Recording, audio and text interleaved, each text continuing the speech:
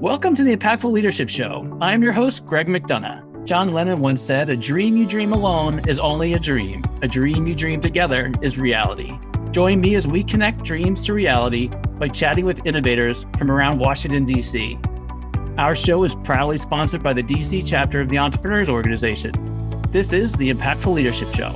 Today's guest is a serial entrepreneur for the past 17 years. She teaches small business owners how to scale their businesses. She's been recognized as part of the 40 Under 40 by the American Association of Political Consultants. She's a certified master practitioner of neuro-linguistic programming, the president and executive coach at BGSD Strategies. Please welcome Michelle Coyle. Welcome, Michelle. Hey. Thank you so much for having me, Greg. Excited to talk today.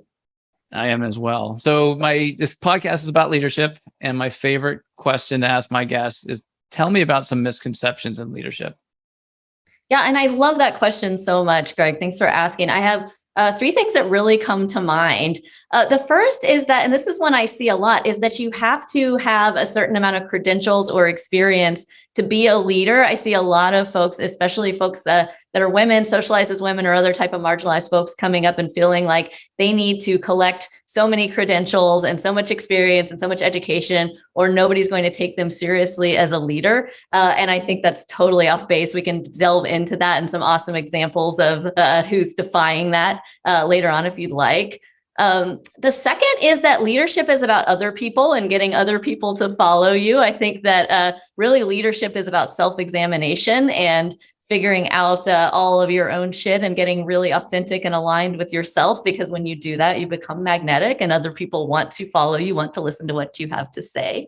And the third is really that leadership is something you're born with, or like charisma, leadership ability is something that just comes naturally and you either have it or you don't. I think there's lots and lots of ways to develop your charisma, develop your leadership potential. And it's really about becoming inspiring to people, which is really about getting inspired yourself. So super excited to delve into any and all of that you want to talk about today.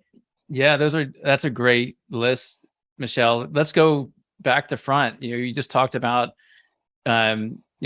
leaders aren't necessarily born with their leadership skills, and it can be developed. Talk to us about how you've developed your leadership skills, or you developed your team's leadership skills. Take us through some of that journey. It's so much about self-examination, Greg, and about really realizing where your strengths are, where your growth areas are, and really kind of getting navel gazing for a little bit to figure that out. There's so much involved in figuring out what your mission and your purpose is as well. So a lot of the people I talk to, and you and I have talked about this a lot recently, it comes up, especially in the time period that we're in now. Lots of burnout happening, lots of, I don't know what I want to do next. I don't even know if I like this. It's really hard to show up in leadership when you're feeling that way, because if you're not inspired, you're not inspiring. And so a lot of becoming a great leader is about figuring out how to get yourself inspired, centering on your mission, your purpose, your why, what lights you up, what gets you up in the morning, and bringing that passion to your existence, while working on the areas that you need to work on to get rid of, all the baggage and all the bullshit that gets in the way of that. So the clearer you can get, the more aligned you are, the more authentic you are, and the more that shines through. So this is not about making yourself into anything that does not come naturally to you. It's much more about becoming who you already naturally are, because every one of us is fantastic in our own way. And it's about really bringing that uniqueness up and out to where people can resonate with it.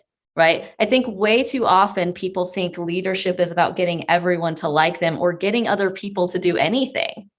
Anytime in life you're trying to get other people to do anything, you're probably fighting a losing battle. What you want is for people to be inspired of their own volition to take that kind of action. And when you show up authentically, when you get aligned with your own mission, values, who you are, what kind of outcomes you want to achieve in the world, that's when you become magnetic to your people, your followers, the people who resonate with you. It's not going to be everybody.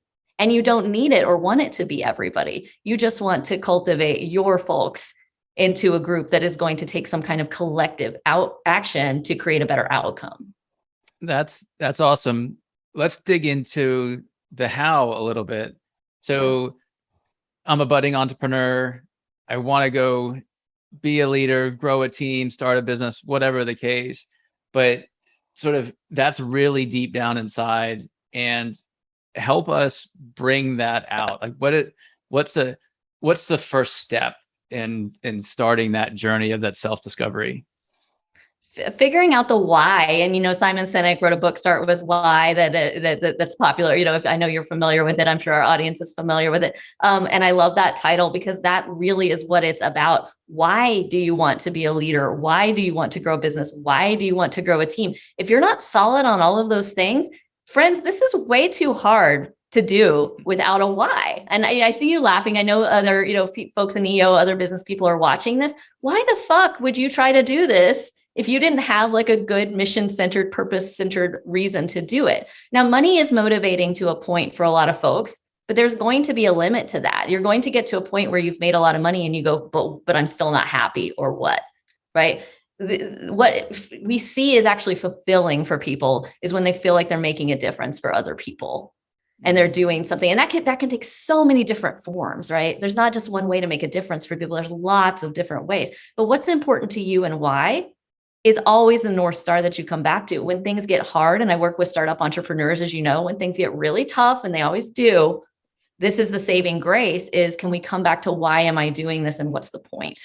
Sure. When we lose the point, we lose the joy, we lose the motivation.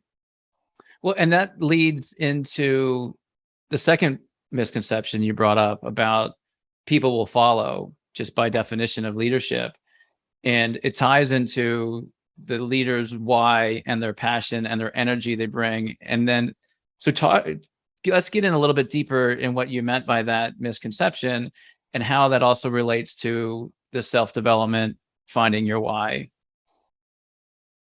Yeah, absolutely. I mean, I really think this is about becoming magnetic, becoming inspiring. Again, you're not going to get other people to follow you. And we see a lot of this narrative, especially around social media influencers and literal followers and things like that. How can I create a following? How can I get people to follow me? How can I get people interested? The people who are very successful at that are inspiring people, and people start to flock to them, start to follow them, tell their friends to come and follow them, share their content, etc., because they're looking at somebody who is aligned, who is lit up, who is joyous, who is magnetic. Those are things that people look at and say, I want that for myself. That may not be a conscious thought process, Greg, but it's an unconscious thought process. If you've ever heard of the campfire effect, right? When you light up, when you're on fire, people start to come around. They want to get in that glow of that campfire and say, oh, maybe I can feel that way too. You're clearly so happy, right? There's a joy to it. And so for me, this is about cultivating your own joy and your own inspiration so that you're naturally showing up that way. When you do this correctly, you don't have to try so hard. You just are. And you're not trying to get anyone to come and follow you. They just want to come and follow you. And this is where you, not only are you getting the social media following, but you're getting people saying, how can I work with you as clients? How can I work with you as employees, vendors? I want to come work for your company. I love what you're about.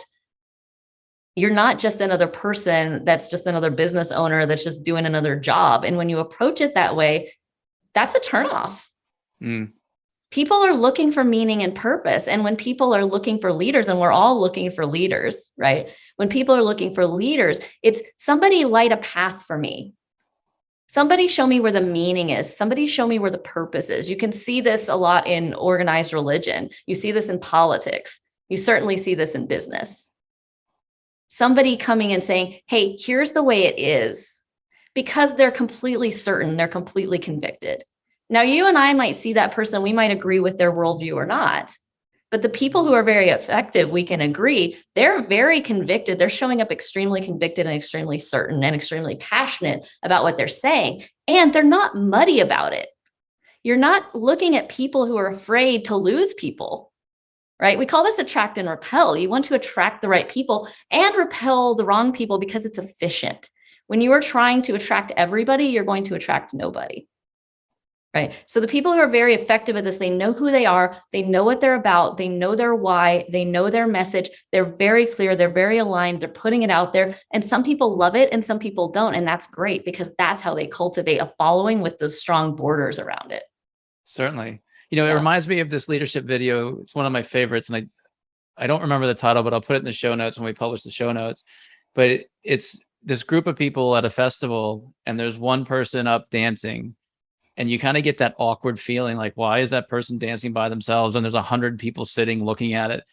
And then 2 minutes go by and one person joins the dancing, and then 4, and then 10. And next thing you know, all 100 people are dancing, and it feels normal. It feels natural. And so to your point about the energy attracting, it kind of, you feel a little bit on your own when you start, but as you pull the right audience or the people that agree with you towards you, that's when your leadership skills really start developing. I love this metaphor so much. I think we've all been, at the wedding and nobody's on the dance floor and the song comes on. And this is the difference between saying, I'm going to go start the dance floor and get everyone to dance with me, and saying, oh my gosh, this is my jam. Like, I feel this beat, I'm catching a beat, I'm going out, I'm moving to the music. Maybe I've had a couple drinks and that's making it easier for me. But when somebody goes out there and they're like, this is my song, there are several other people sitting around at those big round tables, those miserable big round tables with strangers that they barely know, thinking this is my song too. And you've just given them permission, right? Because you've come on and you've been yourself. Now you're giving everybody permission to be themselves. There are other people that it's not their song and they're going to keep sitting there. They have permission to be themselves. But the people who want to dance are going to come dance. You're not going to be alone on the dance floor for long when you go out there, but it's what's the motivation? Because if the motivation is, I'm going to have fun at this wedding no matter what. And even if no one else is dancing and I feel this beat, I'm going to go dance to this beat. That's the kind of thing that people can't resist. That's right. That's right. So jumping all the way back to the beginning, you mentioned you could talk about people who are defining this misconception around needing credentials to be a leader. Can you talk a little bit more about what you meant by that? Absolutely. I mean, I think I see so many people, and this is when you get into like late 20s, 30s, and 40s, people saying, well, I don't have enough. I need to go back to school. I need to get more certifications. I need to, looking for this external validation of, how many endorsements can I get in my LinkedIn or whatever before I feel like it's okay for me to stand up on a stage and speak. And meanwhile, you have, and especially kind of in the political movements, you have young people coming up, and it's almost like they don't know what they don't know. And so they're not afraid to step up and lead. And I love this. I love looking at somebody like Greta Thunberg, some of the folks that are working on gun violence that are in their teens and early 20s, just coming up and saying, I'm passionate about this and you have to listen, right? Greta Thunberg started at 16 years old, worldwide following, never said, I'm only 16, I shouldn't do this. I didn't go to college yet or grad school yet, or I don't have a doctorate degree, or I don't have a bunch of professional credentials. A bunch of people didn't tell me I can speak. Got up with genuine passion for the climate and said,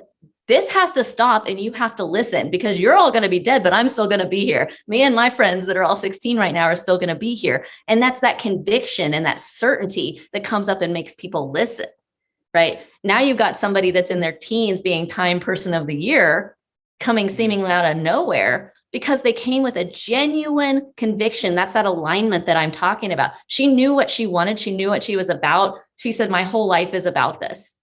And this is what I'm going to talk about. And I'm going to stand, I'm going to scream. She was standing on street corners talking to nobody at first. And people saw the campfire effect and they resonated. There's lots of people that said, no, fuck the climate, and kept walking. It's not for everybody, but there were enough people that said, this little girl knows what she's talking about and we need to listen. This is the next generation. This is the person who's affected by it. That she grew this worldwide following to the point where we're sitting here in the United States knowing exactly who this person is. Sure. That's so inspiring to me. She didn't even think, what if I can't? Or if she did, it didn't show. Right. When you're that convicted, you're that passionate, there isn't this sense of imposter syndrome. Imposter syndrome comes when you're sitting there going, what should I do to grow the biggest following so that I can get an ROI on my marketing spend and I can grow this company so that I can make this much money and then I can have an early exit and what? It's imposter syndrome because you're a fucking imposter. You're not coming genuinely with genuine conviction, genuine alignment, genuine certainty. You have to come with something you really care about that really matters to you. It has to be, of course, I want to make money and do well because good money does good things. I want to create an exponential effect. I want to be able to have a bigger outcome and a bigger impact, and money helps me do that. But it has to be a tool toward that outcome. It can't be the outcome. When it's the outcome, nobody cares. That's well said. And it leads us into my next question. And it's really asking you, I mean, clearly you provide this sort of insight and coaching and programming and support for your clients. Like, you're a business owner, you offer this. Talk to us about your business and how you help your clients kind of break through this difficult, human aspect of leadership, development, growing a team. Talk to us about your business and what you're doing with that. Oh yeah, absolutely. And what's funny, after, as I'm saying all this, I am a money person and I teach people about money very much like you do, Greg. We have a lot of similarities in our business models. And I do tend to work with people who already come with that passion and conviction. So I'm not normally convincing people to get passionate. Sometimes after they've been doing something for years, it's about, okay, you had that passion 5 or 10 years ago. How do we find it again, or how do we reclaim it? But a lot of times I'm working with startup entrepreneurs who are coming in with passion and are freaked out about bringing the money piece into it. So really working through, how does this look on a practical level, and pragmatically, how can we plan for and forecast this so that you get a bigger why, a bigger outcome? And here's how money does come into it, because a lot of folks who feel called, they feel like they're working on their mission, they're coming with, wanting to help society. There's this money piece of, well, I can't possibly make money while I'm doing that, because if I do that, that would be wrong, or that would corrupt it. And I'm saying, no, these two things work together. Money is just a resource. Money, time, other people, knowledge, all of these things are just resources that we leverage to get to that bigger and bigger outcome. So it's really about helping people marry those things that often feel like they're in two separate worlds from one end or the other. Certainly. So talk to us about, we've got audience members listening, intrigued with our conversation. They want to learn more about how you could help them specifically. Talk to us about what you do, what your programming is. Give us a little bit more taste of working with you and your team.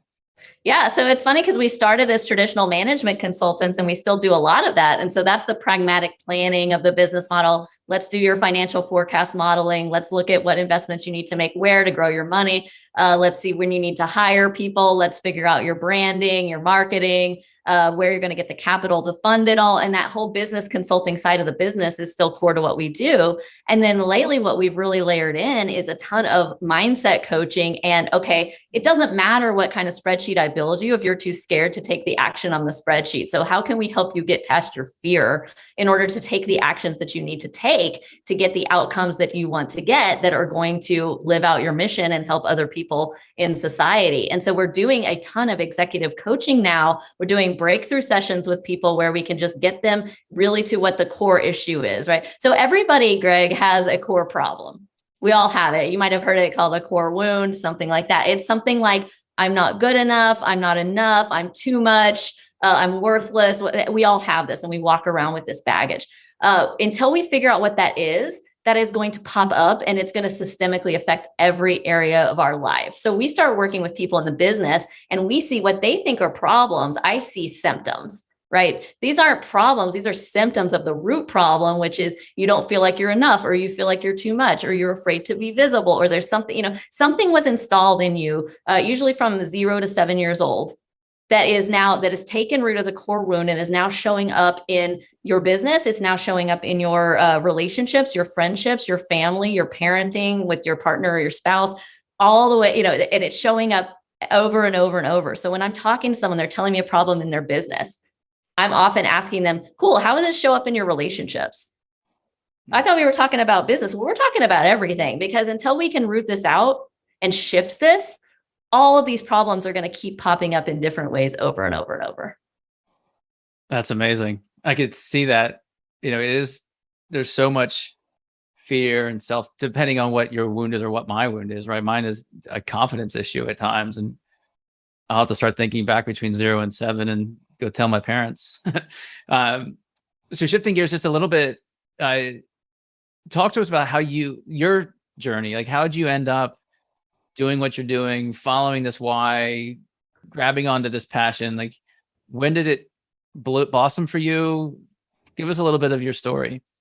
Yeah, absolutely. I mean, I was working as a political consultant for years, and my current business came about in 2017, really as a result of a lot of people in the political consulting industry asking me to help them with their businesses. You have a lot of people that come off of campaigns that are amazing artists, right? People who make ads, people who do mail pieces, people who are doing phone calls, doing door knocking, persuading folks to vote. And not business people, right? Trying to apply campaign principles to business, which is disastrous because on a campaign, like right now in the election cycle, my campaign clients, they got 6 weeks. They got 6 weeks to spend all the money that's left. They got 6 weeks to get every drop of juice out of the labor that they have working for, and then everyone gets to rest. So it's the sprint and then rest.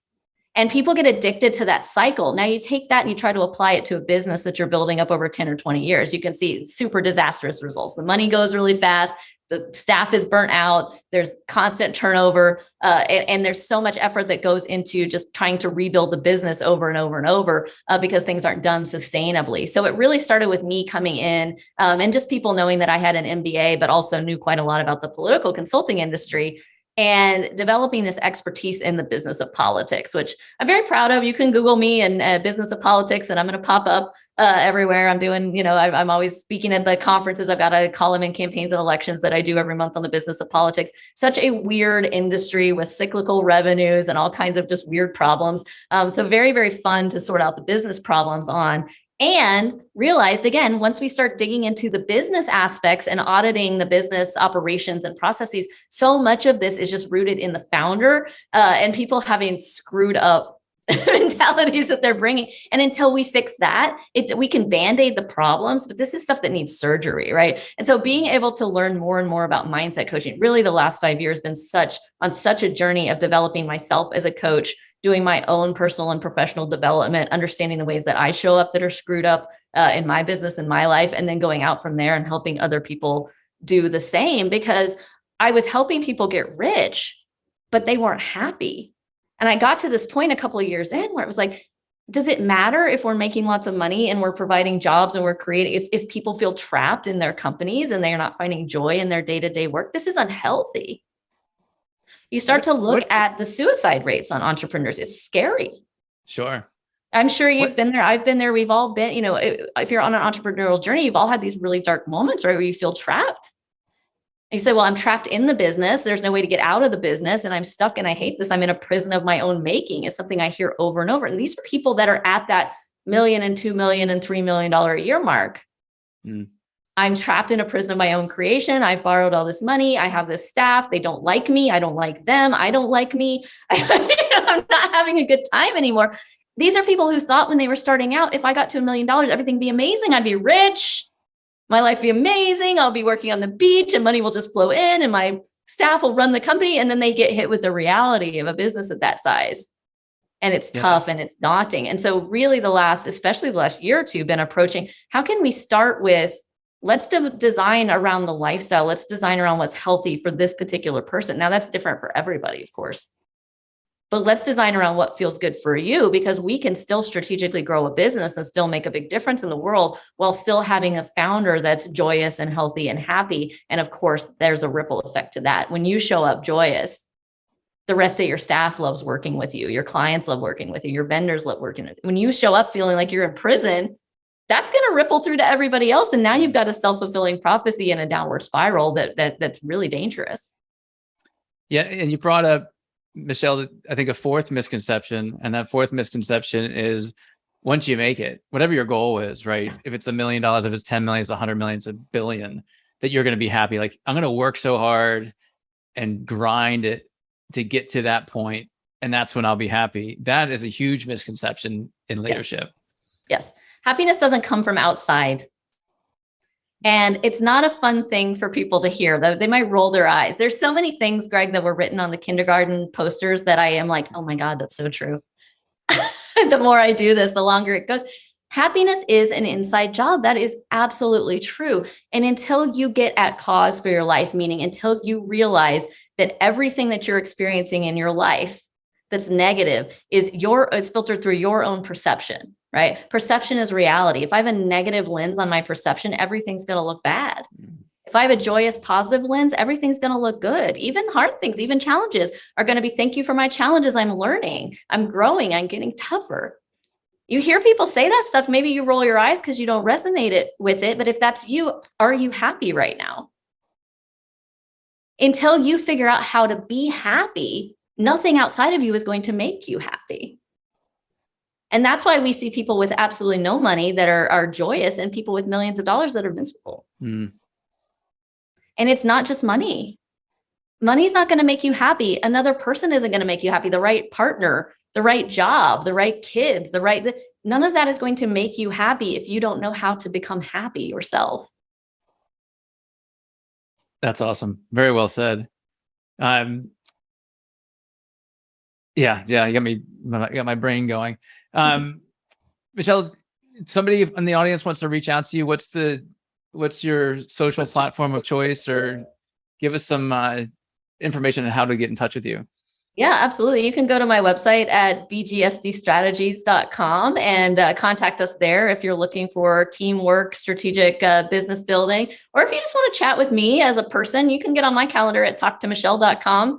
Find a spot that works for you. I love talking to new people, by the way, so don't feel shy about doing this. I always love meeting folks, just hearing what's going on with you, what's going on with your business, your life, talking through it. So talktomichelle.com, we can chat. I didn't realize you had to talktomichelle.com. That's pretty cool. I do have talktomichelle.com. Well, Michelle, it's awesome to have you on our show. You've got me fired up and thinking about doing a little bit more soul searching as well. And I hope the audience is feeling the same. And you're spot on when you said that happiness starts within, and that discovery process, it's a process, and it's long, and can be difficult at times, but it's important to look inward. And so thank you for sharing your insights around that and the other misconception insights you provided. Absolutely. Thanks for having me. Everybody hire a coach. Doesn't have to be long, doesn't have to be hard, and you don't have to figure it out yourself. Lots of people out here, doesn't have to be me. Lots of people out here in the world that can help you navigate this quickly, efficiently, and you'll be so much happier, so much faster. Get help with this. I completely agree with that. I've got several coaches in different aspects of my life, and it makes a world of difference. And that's a wrap, my friends. Thank you for spending your time with me. For show notes and other episodes, visit us at impactfulleadershipshow.com. One last food for thought: walk on with hope in your heart, and you'll never walk alone.